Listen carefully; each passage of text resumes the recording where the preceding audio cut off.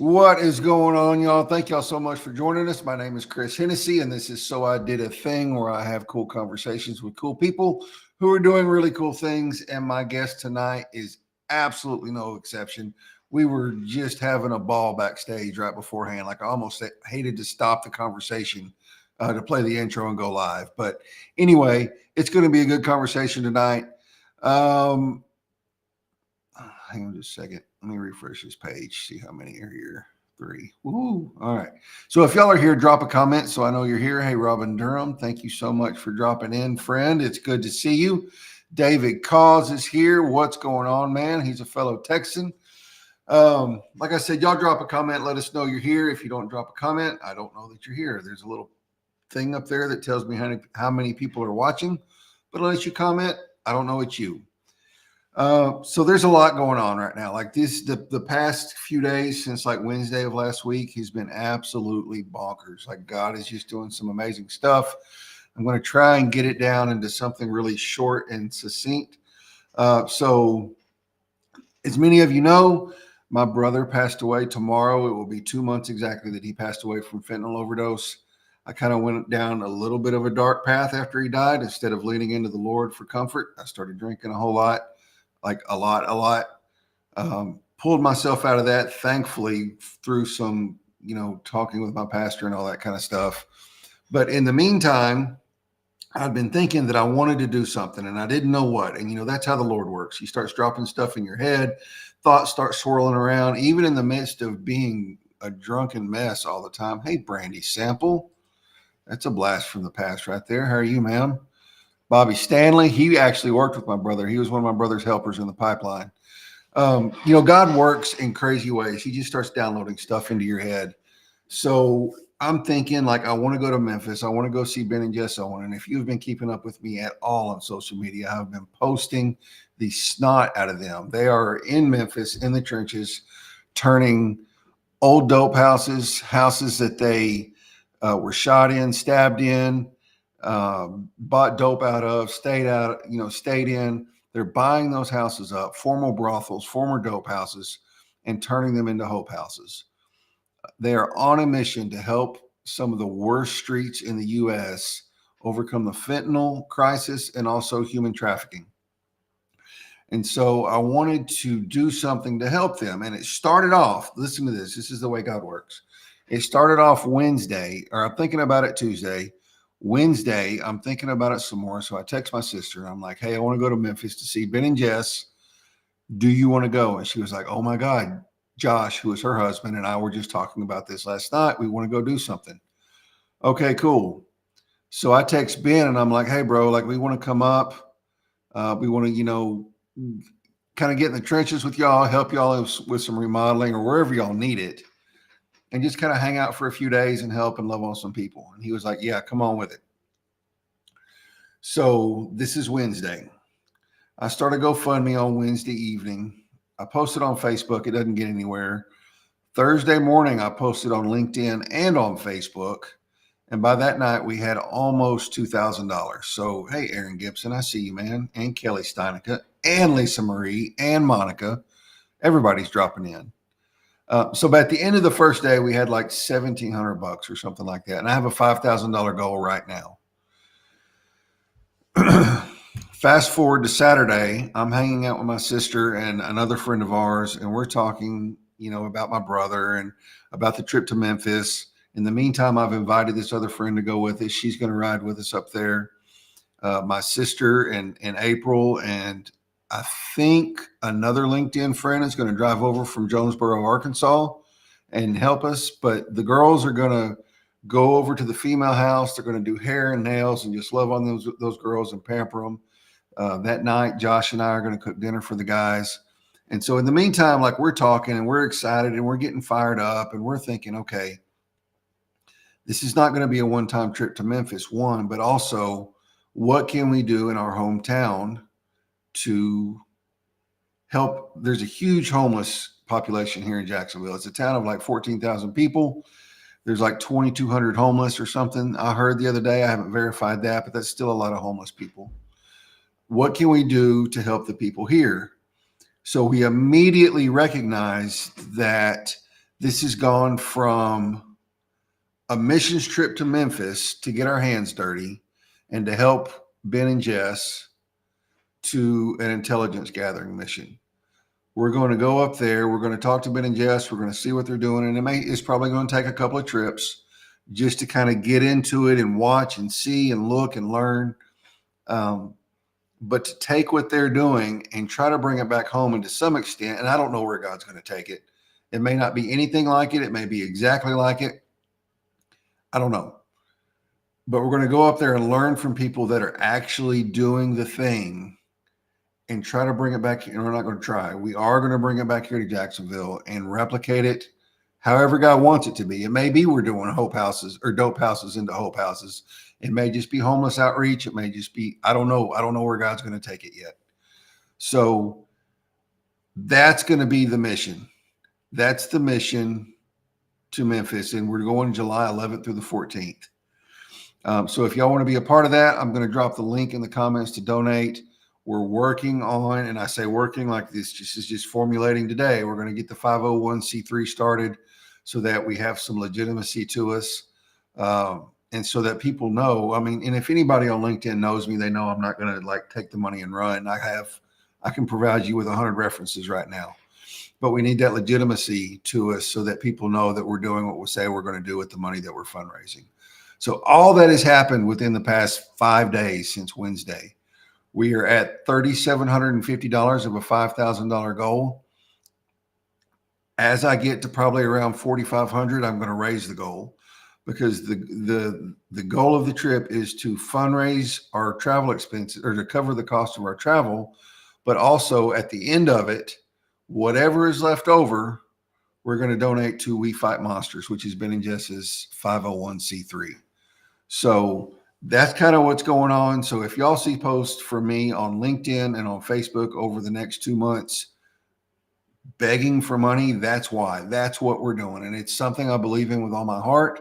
If I didn't do it, if I didn't believe in it, and if I didn't believe what Ben and Jess are doing, and if I didn't believe that this is something God has called us to do, I would not be doing this, because I hate asking for things like this. So I know God's going to bless it. He's already blessed it. Things have fallen into place for some speaking opportunities at other local churches to kind of help fundraise for it. Like God is just like causing all of this to snowball, and it's moving really, really fast.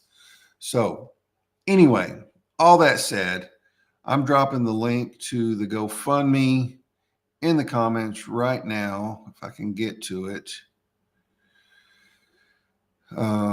Yeah, I should have had this pulled up already, and I didn't. But anyway, let me find the link. I'm going to drop the link to the GoFundMe. If you can donate, great. If you cannot, awesome. Like, no hard feelings. Just keep us in prayer for what God is going to do in Memphis. Keep us in prayer that the funds come in. We've already got enough for the travel expenses, but we really want to be able to bless Ben and Jess while we're there. And then also to fund the stuff going forward, because like I know this is going to be crazy. Hang on, I don't want to put it there. I want to put it here. And I want to go to Facebook. I don't have Facebook open. Let me open Facebook real quick, y'all. Sorry about this. So anyway, we want to do what God is calling us to do, and it's not cheap. And I know that, you know, things right now are tight for everyone. And I'm not like going to say put yourself in a bind, but whatever the Lord has called you to do, and like I said, even if he doesn't, yeah, exactly, David, a share is just as equal as a donation. Y'all, I've had people, listen, this is what's crazy. I've had people I've been connected with on LinkedIn that I've never seen their posts ever donate hundreds of dollars. I've had several people donate $100 to $250 that I have no idea who they are. We're connected, but I've never really seen them post. So that's just the way God works. Hey, Shelly. That's my cousin, Shelly. Hi, Shelly. Thanks for dropping in. All right. So my guest tonight, let's get on into that.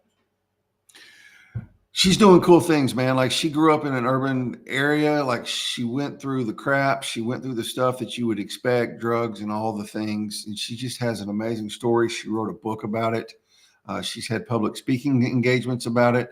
and just talking to her for the few minutes that I have on Zoom and backstage, like it's just the love of God just bubbling out of her and the excitement of God. And hey, Brian Sosby, love you too, man. So I'm going to bring out, and I've mispronounced her name in my head 1,000 times, but I'm not going to do it now. Her name is Nazya Martinez. Yes. What is up, Nazya? Hi, thanks for Thank you. having me. Yeah, thank you so much for joining me. I'm glad you said the name right. I am too. So just funny story real quick, and then we'll jump into it. Like I had it in my head because of the name, the way your name is spelled. And like when we talked on Zoom, you told me the correct pronunciation, but I was still in my head, I was pronouncing it nausea. And I was like, that is not right. Like she is not an upset stomach. It's something different. I got to remember to ask her what it is. Nausea. Nausea. I Yes, love it. yes. Nausea. Well, thank you so much for coming and hanging out with me. I appreciate it. Well, thank you so much for having me. I just want to say I love what you're doing with the dope houses to the hope houses. I love that. I feel like it's just such a great cause. No one talks enough about, the drug epidemic that's going on. So I just think it's such a beautiful thing what you're doing, and I know God is gonna bless that. Yeah, I really feel like he is too, man. And that's what's crazy is like I'm sitting here going, oh my gosh. And it seems overwhelming to think about all the things that have to be put into place to get this going. But I also know how fast things have moved already in 5 days. So if Yeah, this is God, then it's really going to be like he's going to orchestrate it and it's going to work out. absolutely. It's all gonna line up. Yeah, for real, for real, for real. So why don't you just tell us? And like I told you backstage, start back as early as you want and move on up and tell us whatever you want about your story and how God has brought you from a life that was not great, full of drugs, full of living in the inner city and the urban areas to where you are today and what your mission is. Sure. So, I was born and raised in New Jersey, in the projects, in an urban city. So, right off the bat, my father was a wild boy. He did a lot of witchcraft. He did a lot of gang activity, a lot of. He used to work for this mafia guy, and they would like rob trains and resell the stuff. It was like a big thing they were doing back then, apparently. Like some Um, TV, some made for movies kind of Yes, stuff. it really was. Like people used to owe him in the streets, and he was that guy you didn't want to owe money to. Yeah. Um, but that same energy that he had in the streets, he brought into the house. So Yeah. it was we were all walking on eggshells. And that fear in the house, there's an absence of love in the house. So naturally, I gravitated towards things that felt good. I had my first Yeah. pill. I'll probably say maybe I was probably about like 10, 11 years old when I had my Mm. first Ambien. And I started tripping, and I was high, and I liked it, and I wanted more. Mm-hmm. And after that, it was just sneaking pills and taking it here and taking it there, and then the smoking and the drinking and then the partying and then the cocktails and being reckless, living in a reckless way. It Mm-hmm. kind of, that comfort. I was trying to find comfort in the things of this world, and Mm-hmm. we know that that gets us nowhere. um Nowhere. and then after, during my high school, I was very rebellious, very bad, very mean. And I got into a lot of trouble. It was at first I was very like scared to do the wrong thing because I had like this fear of my dad. But once we finally left the house, it was kind of like, all right, girl, you can do whatever you want, you Yeah. know? Yeah. So I was off the leash and I was able to do whatever I wanted, and that was exactly what I did. And I got myself into a lot of trouble, a lot of scary situations, but I will tell you that every situation that I've gone through, I've seen God's hand in it. Mm-hmm. Like Same. supernatural, crazy things that like I had no business doing, and the right person was there to help me, to Mm-hmm. make sure I got home safe, to make sure nothing happened to me. And, you know, just even thinking about it now, like now they're cutting the drugs, they're putting fentanyl in it, they're putting these extra things in the drugs that they didn't before. So the grace of God was over me because I could have had one wrong sitting and it would have been One done for. wrong. Yeah. You know, I talked to at it was at my brother's visitation, and then the following week, one of my old dope buddies, his dad died of brain cancer. So at my brother's visitation, I'm not going to mention his name, but he was there, and we had a conversation about that. Where back in our day, you know, when we were doing drugs, and this was back in 2004 to 2006, we Mhm. didn't have to worry about fentanyl. All we had to worry about was somebody cutting the stuff to make it weaker. Yes. And and now to know that they're putting that stuff in drugs, like it scares me. Like I've got a buddy now, he smokes weed, and Yeah. I'm not condoning it. I'm just saying he does it. Yeah. But he quit smoking weed and he started buying the stuff from the vape shop because he's so scared about what's on it. And Yeah, like I said, absolutely. I'm not condoning it one way or the other. I'm just saying that you don't know what's out there anymore. Yeah, it's so true. I've seen multiple people just, get involved in all the wrong stuff.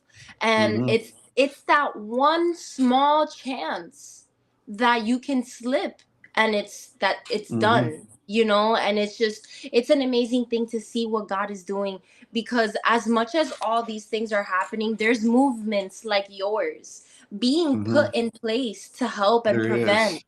And there's such a need right now. There is such a need for what you're doing. The thing is, too, is a lot of these people that get themselves, like, including me, a lot of people that we get ourselves in these situations, we wind up looking for comfort in drugs and all these things, and we slip up Yes. in the wrong things. And Yes. unfortunately, it becomes these dope houses. It becomes Mm-hmm. death. It becomes these Mm-hmm. deeper, greater things, you know, because we kind of fall into that. And that's the Yeah. scariest part. Yeah. It is. And it's crazy to me. Like you said, I can look back on instances of my life when I was out there, and I know my buddy Chris Davis here, he can too. We had a good talk the other day. I've known Chris since I was probably 14, and we both kind of went down similar paths with grew up in church, leaving the Lord, got out there on drugs, and then God brought us back. But I Mm-hmm. know we can both say that we can look back and see God's hand on us, even in the midst of our stupidity. Yes. And I know you, like you said that earlier, you can too. You can look back and see, oh my God, like there's been times I've been up for 5, 6, 7 days, falling asleep while driving and Yes. That's the didn't worst die in a part. car wreck, you know? Yes. That's the worst part. I remember I would take my pills, drink, get it behind the wheel, and not know how I got from point A to point Yes. B. And I'm just there, and I'm like, oh my gosh, I don't even remember how I got here. No clue. And that's so No clue. scary. So It scary. is. And I tell people this, and it's hard for people that have never been in the drug world to wrap their head around it. And my buddy Jason in the comments, he didn't mess with any of that stuff, but he saw me whenever I was there because I was down there in Houston at the time. Mm-hmm. Like him and a few other people uh, that aren't here. Brian Sosby might have seen me like that. I don't remember, but I would be just like out of there, like no recollection of anything. I'd be in my front yard trying, and I worked in the oil field for a short period of time, trying to back trucks up to the rig, and I'm in my front yard of my house. Oh my goodness. Like just crazy stuff like that. And I'm Yeah. just thinking, God, like you had your hand on me. It's amazing I didn't overamp and die, you know? Yes, yes, absolutely. And it's even just that, like, there's an addiction of everything. I feel like it's just Mm-hmm. plaguing the world. Like, we're Mm-hmm. trying to, whether it's drugs, whether it's social media, it's money. There's this, like, deep desire to search out these things and to find this comfort, this satisfaction, and things that really just end up hurting you in the end. Mm-hmm. And I think that you see, so this is why I love, like, the redemption part of Yeah. knowing God, is because you can, after you come to your senses and you come to Christ and you're like, all right, I've had enough of the shenanigans, you can reach back and grab similar people who have been through similar things as you and say, hey, Mm-hmm. listen, I've been there, done that. I know what it's like. I'm not judging you. I love you, but there's a better way. And that's a There life is. that you can navigate with your own experiences. It is, and I think that's sometimes where the church misses it so bad is they don't want to love on people where they're at. They want to get them into church, and then, all right, this is what you need to do, this, and this. Look, Yeah. man, these people have been in this stuff for 20, 30, 40 years. It's not just a total Yes. instant. God's got to work on them to peel back all the layers of the crap they went through. It's Yeah. going to be a process.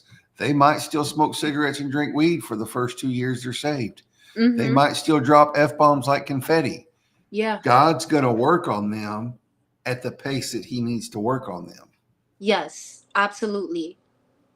Absolutely. I think that even, you know, even in the sense of just that, the church community, it's great, but it's so tight Mm-hmm. knit.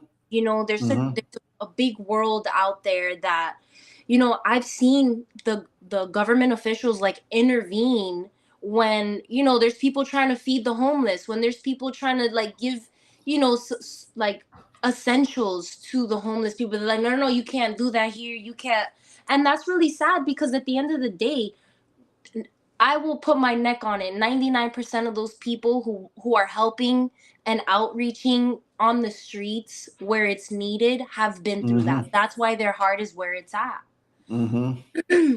And that's why I love the mission that, thanks, Brian. I appreciate that, brother. I know you had been, I was thinking you would, but like I said, there's some of those days that are a little fuzzy. I don't remember who all was there and who wasn't. Um, and that's what I love about what Ben and Jess are doing. And that's why I want to go up there and see what they're doing, is because they're loving on these people. They're talking about Jesus to them, but they're not shoving anything down their throat, man. And Yeah. it's, it can be controversial. Take it for what you will. I'm not here to argue this point with anyone, but they do like Mhm. clean needle exchanges. And I know a lot of people don't like that. They think it's enabling, but they don't just hand out needles. They make them go through counseling and HIV testing and all this other stuff before they get clean Yeah. needles. I'm still on the fence about it. I'm going to go up there and learn about it, but I'm still on Yeah. the fence about that. They give out Narcan packs. They're loving on them. They're feeding these people.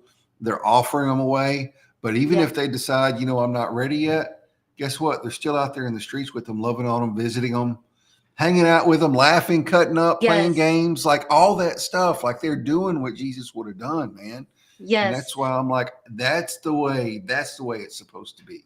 Absolutely. Like, so growing up in an urban area, like, because the city is so small, the local drug addicts. You Oh yeah. do. You just know, Yeah. listen, you throw them a little dollar here and there. And you know that if you're walking at night and something happens, that they know you and they've got you.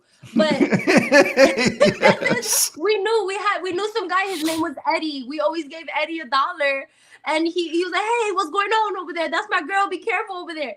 You know? Yeah. But it's and I will tell you that every single one of them who are in bondage to the addictions, they have such a good heart. They Oh my really God. do. They do, Yes. man. Like they are, and like my sister has never been around any kind of somebody that was really strung out except for me. And I really wasn't around them at the time.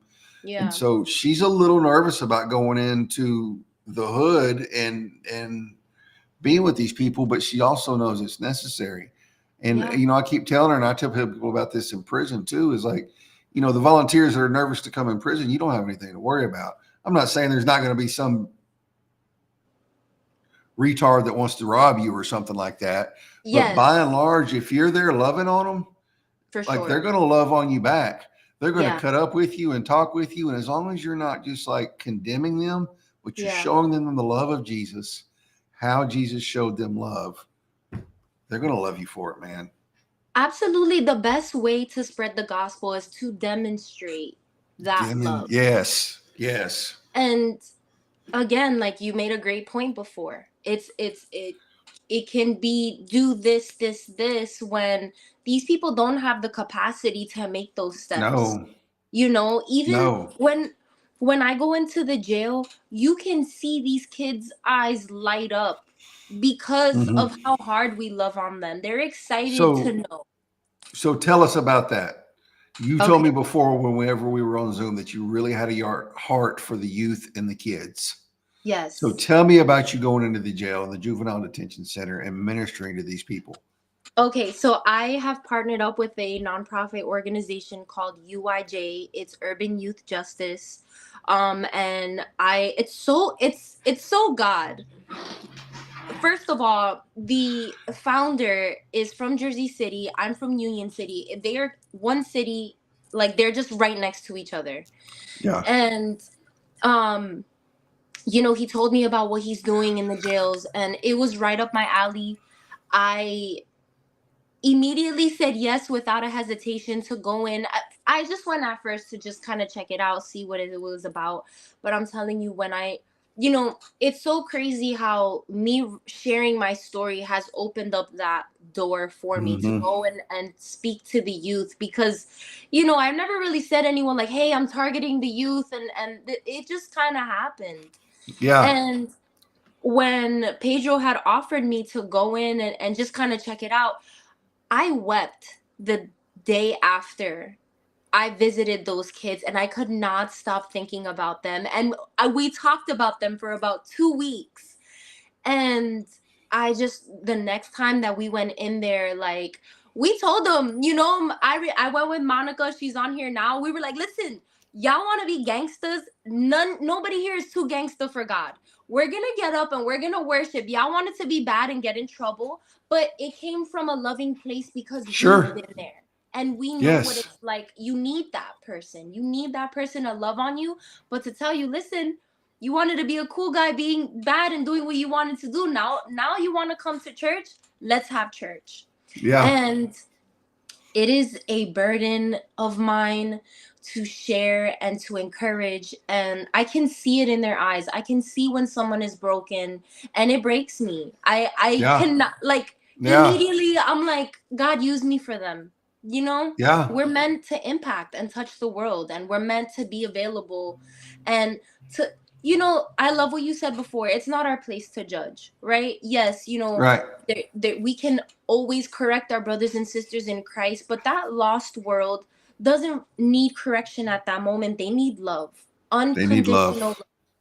Yeah, And it's okay. And it's okay to be like, to offer them hope and offer them help and love on them and, let them know, but you have to be careful how you do it, man.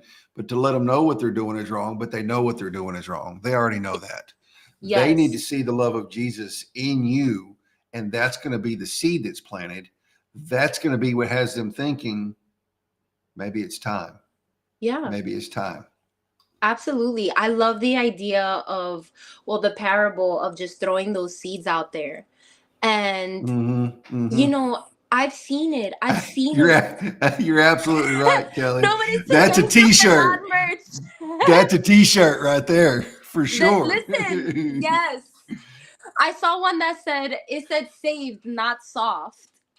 Right. So Hey, and you can take this however you want to, but I got a buddy of mine that says all the time, I love Jesus, but that don't mean you ain't gonna catch these hands.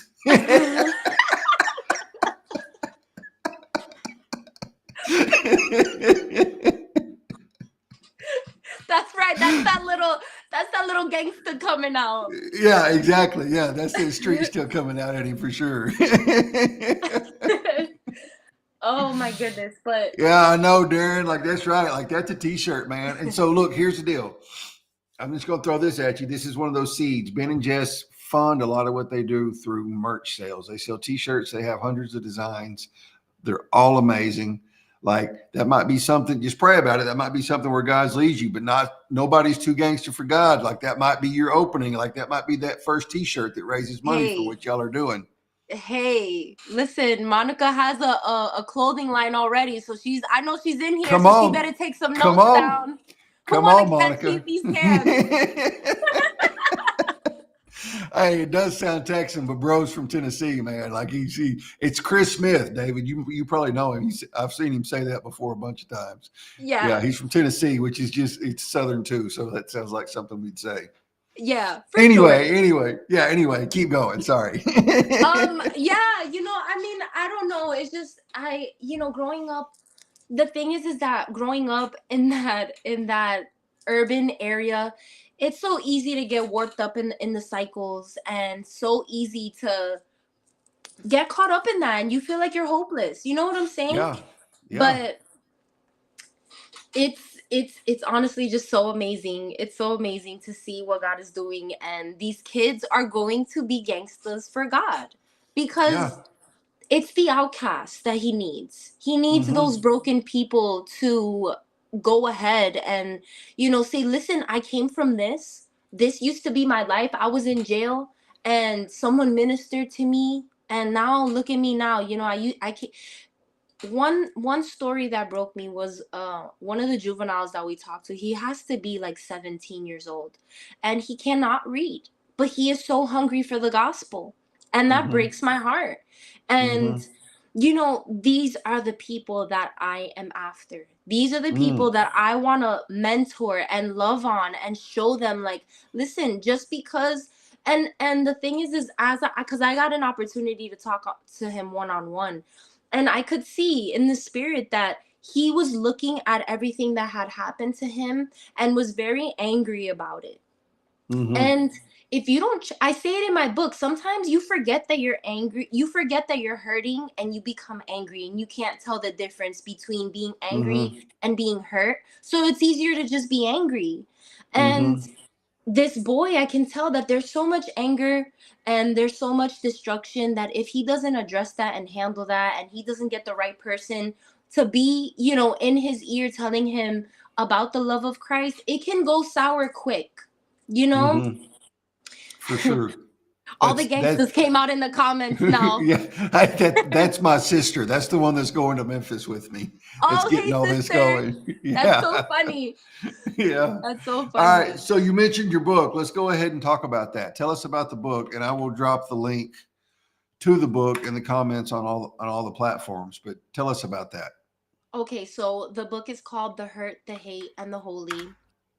It talks, it goes in stages of my life. So from the moment that I first felt hurt, from getting that heartbreak from your parents, all the way down until the hurt from rejection, neglection, addiction, all the things. And then the second part to the book, the hate, is how all that hurt kind of manifested into hate. I hated myself. I Mm-hmm. hated the people around me. I hated the life I lived. I hated my choices. I hated my past, my future, my present. Just embodied that because of what I've been through. And then, the holy is that last element to it. Was I finally got sick of all of it, and I remember I had just came out of hanging out. I was bar hopping the night before, super drunk, hanging out, doing whatever. And I woke up the next day and I wasn't necessarily hungover, but I did feel this like extreme weight inside my soul. Mm-hmm. Yeah. And I wanted out. And I remember I'm like, God, it's so funny. It was 2019, right before COVID. I was like, God, I'm gonna do this, this, and this. I had full blown intentions of being in the adult industry. And Mm-hmm. I told God that. I said, listen, I'm gonna do this, but I still wanna know who you are. Like, really Mm-hmm. ignorant. Mm-hmm. And Hey, but isn't that the beautiful thing about God? He's like, okay, yes, like you think yes, that's what you want to do, but you think you want to know me too. So let me just show you who I am to change your yes, mind. absolutely. And then you know what? COVID happened, and I'm like, oh my goodness, did I do that? Whoopsie. God shut everything down. He's like, girl, you're not doing all that. He said, yeah, you would have thought. Now let's see what you're gonna do when I shut down all the clubs and you can't go nowhere. Yeah, yeah, And that was what he did, and it was an incubation period for me, and I wouldn't have it any other way. I yeah, really wouldn't. I yeah. love the fact that it may not be same stories here, but I love that we can take what we've been through and turn it into something informational, Mm-hmm. encouraging, Mm-hmm. beautiful, up to the Lord. And that's what it's about. Mm-hmm. And I truly believe that, even though we're in different realms, I'm over here in the youth, you're over here with the, from dope to hope. I think that it just shows the heart that we have, you know, Yeah, coming from what we've been through. yeah. And you know, God's going to call us to different areas anyway. It's still the Yeah. same mission to love on people and bring them to Him, Yes. Yes. whether And no that's, matter who it is. yeah. And I think that to me is the purpose of why we exist. You know, Mm-hmm. a lot of people want to know why. Why am I here? Why am I here? First, you need to receive that love first so that you Mm-hmm. can go and love on other people. Mm-hmm. And a lot of times, you know, I feel like in like nature, our human nature is to love. That it's Mm-hmm. in us. It's how we're created.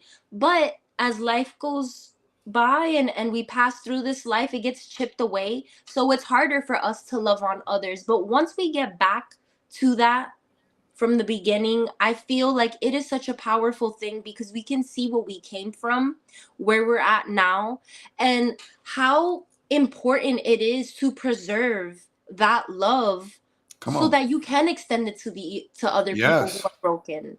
Mm-hmm. And I think that like even I've had like I call them divine appointments where Oh yeah. I don't even know why I'm there in the first place, but Yeah. I all of a sudden meet someone and we have something in common and I can encourage them and love on them. And I think that it makes life more adventurous and more fun when you're open to, all right, you know what? I don't know why I'm here, but I'm Yeah. trusting God. Yeah. That becomes the adventure that we all desire. And listen to this. So I'm going to drop this on everybody. Like, and I don't even, you can remind me, somebody referred me to you. It was one of my former guests. Was it Pedro? Who said you needed to go check Chris out? Monica. Monica. Okay, it was Monica. All right. So Nazya leaves a comment. I get a notification randomly one day, 3 weeks ago or 4 weeks ago, whenever it was, like this ran. And no, look, y'all, my YouTube channel is small. I have 150 subscribers. I don't promote it, nothing. Nobody ever comments on it unless it's a friend of mine. Like nobody, nobody. Naja drops a comment. Hey, I'd love to talk about collaborating. I was like, who is this person?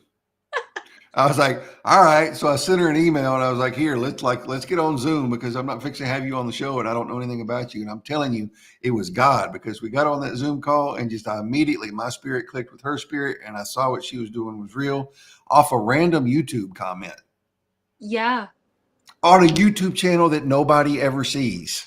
that's crazy. Right? So crazy. Yeah. And that's, you know, and even, and this is what I believe. I believe no matter how big or how small your audience is, somebody needs to hear what we're talking about Yeah. because they're struggling with something that we've touched on tonight and we don't even know. And Right. these are those seeds that we talk about that we throw out there and it's like, Mm-hmm. oh, I didn't even know. And this is, I'm going to tell you like the people who have read my book, this is the theme that they've been saying. They're saying, I didn't even know that I had hate and resentment towards so and so. Right. And like this book is helping them realize that because I decided to share my story. And that's so important because some people don't even realize the baggage that they're carrying. No, they don't. Yeah. And there's so many different avenues, you know, like I touch on a lot of different things. I was sexually assaulted at 4 years old by by another 5 year old, and it's just I've had grown men come to me and say I was sexually assaulted too, thank you for sharing your story. And Mm-hmm. you know it's just to show the power of a testimony, to show Mm-hmm. how when you're courageous enough to have those conversations, that as uncomfortable as they might be, it's gonna help someone. N- Mm-hmm. and that's what I live for. Yeah. You know, the Bible says they overcame by the word of the testimony, the blood of the Lamb, and they loved not their lives unto death. But that Yes. testimony is powerful. Um, it's powerful. Your story Even is powerful. Our story, anybody's story is powerful. It's going to help somebody that's been through the same exact stuff. I know Chris Davis can tell you that. Brian Sosby, another guy that's in the comments, can tell you that. Brandy Sample. Brandy never did drugs, but her baby daddy at the time, or still her baby daddy, but her boyfriend at the time, he and I were dope buddies along with a whole bunch of other people. She never really messed with it, but she was there and saw the lives it destroyed. You know what I mm-hmm. mean? Like all Yeah. these people were there and now they all have a story to tell. Yes. Yes. And you know what's crazy? So I think about the first century church a lot more than I should. When they witnessed two people, about Jesus, it wasn't like this, like they read some stories. They Mm-hmm. had an actual story, that like a personal thing that they could share. And that's Mm-hmm. just like, that's why that's so important, that personal relationship, because you can witness to someone. You can be like, listen, I've done the dope, I've done the pills, I've been Mm-hmm. sexually assaulted, I've been on drugs, I've been there, but I've seen God's hand on me, and I can tell you, I can recognize when God's hand is on somebody because it's been there with me, and God's Mm-hmm. hand, and you open up their eyes to that. Yeah, for sure. Brandy said the same thing. She said, yeah, like friends and family were in the drug world. It was so crazy, man. And, looking back, it was God, obviously, but like, I've never, and she might have, I don't know. And I'm not asking her to come clean, but like we were in the same circle for 2 or 3 or 4 years and I never saw her touch anything, but all Mhm. of us did. But Yeah. she was right there in the middle of it. So like I said, she saw it. So she saw firsthand, even though she didn't actually do it. She was still Yeah. in the middle of it.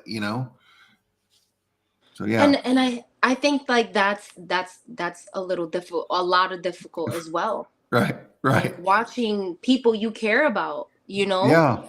just Yeah. get like caught up and wrapped up in that world. Like now I have really close friends who are addicted, and I see it, and it breaks me because I know the freedom that they need and they want, but it Mm-hmm. seems too hard for them, and they don't need me coming in. They're like, "Oh, you're doing all this." No, they need me to show up and be like, Yeah. "Yo, I love you. I'm proud of you. I know you can do better, but I'm here and I will always love you."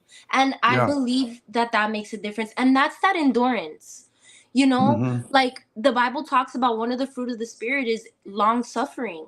Mm-hmm. And unfortunately, we have to long suffer for the people that we want, but with intercession and prayer. Because Mm-hmm. when we have that hope of, I've seen you transform me, I know you can do it for them, and we become steady and disciplined and asking God to do that, He will do it. And and I've seen it. So Mm-hmm. it's more of that fuel to just keep going and keep changing the world one story at a time. Yeah. And just to kind of go back to what I said about Brandy being there and her baby daddy being all in it, and we were friends and all that. Sean is now clean as a whistle. He's married. He's got other kids, but he's a dad to his kids. He's not perfect by any means, but Right. um, new wife and Brandy get along really, really great. Like she did a whole Facebook post a couple weeks ago whenever it was Courtney's birthday, and she was like, "Happy birthday! Thank you for being a mom to the kids," and like just Wow. loving on her and praising her. And that just goes to and they gave their life to the Lord a few years back. That just goes to show you what God can do. Like we Yes. were all in the thick of it, man, just wading through it, and we've not all of us. There's still some of us that are still stuck in it, but there's a few of us that have come up out of it now, and it's Yeah. only by the grace of God and just Yeah. the stories we have. Absolutely. And the thing is like, when you get together with people and you start talking about how you guys overcame, it encourages that person who's not quite there yet. And they're Mm-hmm. like, whoa, I know that. When they start to feel like and we, again, bringing it back to the testimony thing, when they start to feel like they can resonate with them, they start to see God as this close person, not this far Come on, away God. They're like, come you on. know what? He was there with Chris when he was doing his thing. I know he's there with me. And that's Yeah, all that it's about, is demonstrating how he's there even in the mess. yeah. And Brandy said it's scary having an 18-year-old let loose in this world, and I cannot believe he is already 18, man. Because Oh my like goodness. he was born back in the middle of all our craziness. That's how long Wow. ago this was, and just to know that that's crazy. Anyway, I feel old. Thank you for that, Brandy. I don't even want to think about having a teenager. Oh boy. I haven't hit the double digits yet. I'm happy with where I'm at now with this guy. So, woo, And I Jesus. just want to say, man, it is a blessing to me. This is like not, it's on topic, but not, but it is a blessing to me to see these faces from my past showing up here and listening to this. Yeah. People I was in the thick of it with. Chris and I never did drugs together, but we wwere both doing drugs at the same time. But our Right. circles didn't intertwine. Um, and some of the other people that have showed up on here that just, I'm like, God, like you were good. Like Yes. you were really good. Like all these people now, all of a sudden, it's like come full circle.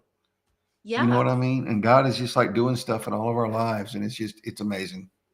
It truly is, and that's the thing about it too. Is like the purpose of my book. It's to highlight that, the reason why you turn to drugs, the reason why you turn to being promiscuous, the reason why you turn to all these things, is because deep down there's some hurt there that needs to be addressed and slayed, and you gotta work with God. You gotta partner up with God in order to overcome. Because if not, you're gonna be wrapped up in it, and there's not gonna be a way out.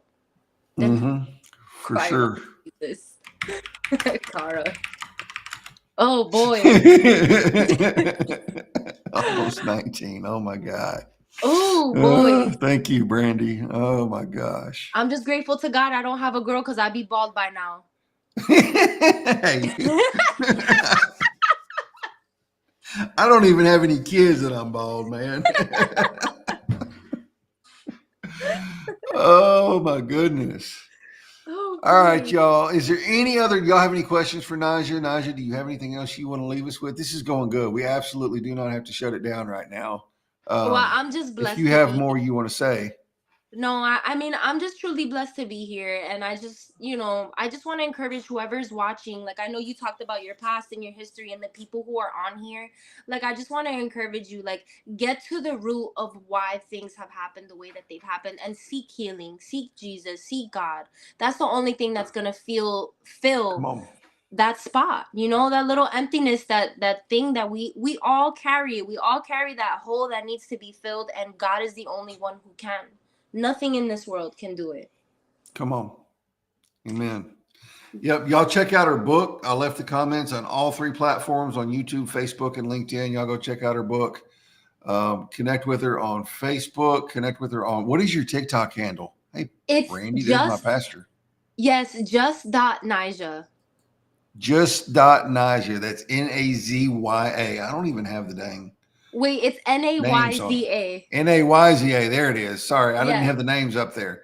Just dot Nazya. Nazya. I'll go connect with her on TikTok.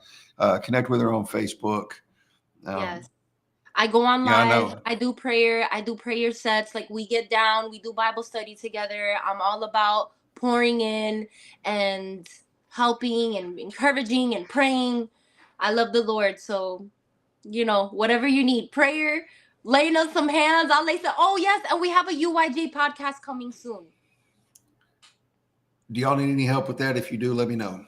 All right. Yes, I can help with absolutely. that. I can Okay. absolutely help with that. Okay. I will definitely leave you. I'll get in contact with you for sure. Yeah, Because I do need. get in contact with me. Yeah, for Yes. sure. I can definitely help with that. Awesome. Like live streaming is my jam. I'm kind of learning about the podcasting scene, but there's not much difference between a live stream and a podcast. This is a podcast. It's just broadcast live, but Okay. we can talk about recording it beforehand or doing a live stream and then publishing.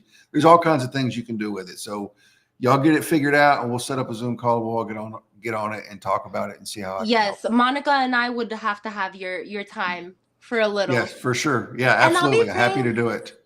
I'll be praying for this trip to Memphis, because I want to see that Yes. grow. And if God willing, I could participate and help you out. Please count me in and keep Yes, me updated, for because sure. I'm all about going to the urban areas and Come on. helping out these people that need it. Come on. We'll be there July 11th through 14th for sure. And then probably again after that. And like I said at the beginning, we're working on, and when I say working on, I mean, we just started talking about it tonight before the live stream, Yeah. getting a 501c3 set up where we can kind of legitimize all this and make it a real deal and make it to where, people know we're not just taking the money and running. Like we want to be legitimate with it, and plus it opens up the door for bigger donors to get their tax write off. Like, Yes. God can really use them to pour into your ministry once you have that 501c3. So we're in the beginning stages of that. Like God is moving fast on this, y'all. And it's just like, it's more than I can take. It's just like, Yes. I'm going, all right, God, like this is going to have to be you, because this is more than my little old brain can handle right now.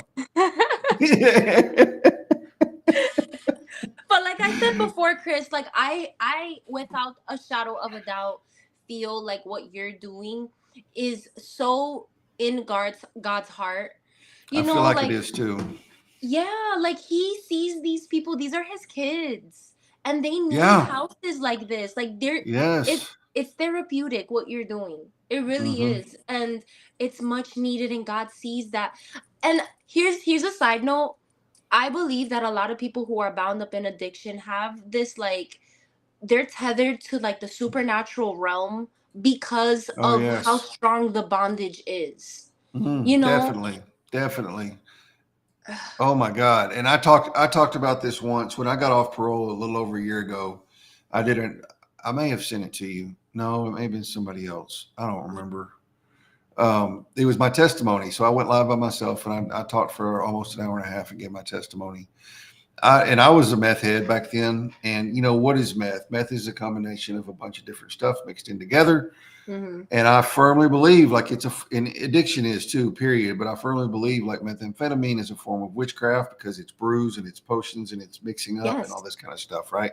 So you Yes. open the door, and I had some crazy supernatural experiences. Um, I'm not going to go into it here because it's about a 20-minute story. It's Yeah. on my YouTube channel under My Story is the name of the video. If y'all want to watch it and check it out, I talk about it there.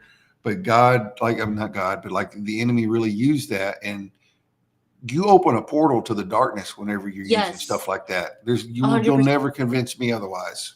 Yes. So my best friend for like 10 plus years, he also was addicted to meth. And he Hmm. has told me multiple he the demonic realm really opens up, and you see a lot of things. Bad. Yeah. Yeah. So I I've don't heard some know. stories. Aside from the one major incident that I talk about in my testimony, I cannot even tell you how many times I saw shadow people and chased them around my house and my yard. Those Yeah. shadow people was not a hallucination, y'all. That was some demonic stuff going on Yes. I for I can sure. back that. I will back that 100%. I Yes. You're mean, and absolutely I'm right. laughing about it, but I mean, it's true. People talk about wigging out and seeing the shadow people. I'm like, bro, you were like chasing demons around your house, man. Like, Yeah. It's a quick story, but he told me he yeah. was like just finished getting high off meth. He said he could see like a hand come on a door. And like it Hmm. like looked at him and then like went back, and he's like, after that I was scared and I wanted to stop. And he said he's like never went to a rehab, never went to anything. He literally prayed it out, and now he's been clean for like Come on. five and a half years Come almost. on. Yeah. So I believe that wholeheartedly, that yes, that is Yeah. witchcraft, and it opens up a can of worms that it will drive you nuts. It will It drive you will drive nuts. you nuts, man. I've had some, and I say my best highs where I was chasing shadow people and stuck to the door looking out the blinds because I would see people moving around out there. And it was demonic. And my pastor will tell you the same thing. That's him on the screen. Yeah. God saved him. He was an old meth head and dope dealer. He's a 4-time loser. He's been to prison 4 times. And he'll Wow. tell you the same thing. Like it's some demonic stuff, man. You don't mess around with it. That's true. For Yep. sure. But look at us now over here praising the Look at Lord us and changing the praising world. the, I know. Hey, and just to show you, like, this was a God thing. So just to give a little bit of the social media aspect of the way a live stream usually works, I usually peak in viewers somewhere around the 15 to 20 minute mark, and that's usually between 20 to 30-ish people on a good night. We've Hmm. been going for almost an hour, and it has progressively risen and not dropped off, and we're up to 37 people just on LinkedIn. That's not counting YouTube and Facebook. Oh So wow. that is just like, that just goes to show me it's God, because normally it peaks and then it starts dropping off about 40 to 45 minutes in. People kind of start dropping off, and we have Yeah. steadily just risen in viewers. So God had some people in here that needed to hear this tonight. Yes, I absolutely believe that. We've touched on a lot of things, and these are real Yeah. things that people have gone through. Yeah, for sure. Yeah. For sure. For sure. And this has been a good conversation. Like, It really has. it's been a fast hour. We've been on for 55 minutes. Can you I believe didn't that? even, it doesn't even feel that way. It does not feel like it at all. This has been amazing, y'all. Yes. Um, Y'all go check out Monica's book. The links are in the comments. If you want to donate to the cause to go to Memphis and help us get our hands dirty and go on an intelligence fact-finding mission, then the link to the GoFundMe is there too. If you want questions about any of it, reach out to Nazya, reach out to Nazya, reach out to myself.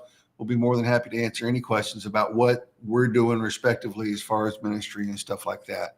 Yeah. Next week, I have Darren Wallace on. Darren has been on the show before. Next week, I start ending the stigma back up. So I'm thinking I'm really going to stick with that one for a while. It's going to be more stories like this, more stories of hope and redemption and what God is doing in people's lives.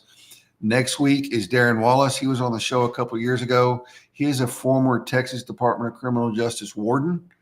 He retired from TDCJ. He went to work for Cornbread Hustle, which is a second chance staffing and recruiting agency, helping people come out of prison get really good paying jobs. He worked for them for a while, and he's going back to law school starting this fall to become a criminal defense attorney. And he firmly believes in breaking generational curses, breaking generational recidivism and incarceration. And he is literally like it. And I say this all the time because it blows me away just because I was in prison.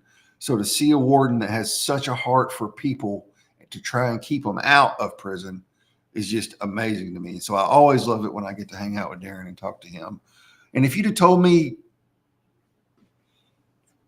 12, 15 years ago that I'd be friends with a former TDCJ warden, I'd have laughed in your face. I'd have been like, there's no way on God's green earth I will ever be friends with anybody that used to work for TDC. but God, right? Oh God, amen. Amen. Nazya, thank you so much for coming and hanging out with us. I loved it. It was absolutely amazing. Thank you so much, Chris, for having me. It was a great conversation. Anytime you want, when you go to the new podcast, if you need me on there, count me. I will. You'll be there. I promise you. Yeah. We'll give it a few weeks to kind of give some time between, but yeah, here in another couple months, I'll have you back on for sure. For sure. Sounds good. Thank you so much, Chris. Awesome. You bet. All right, everybody. Thanks for joining us. We will see y'all back here next week for Ending the Stigma Season 4, Episode 1 at 7 p.m. Central Standard Time next Monday. Y'all have a good night.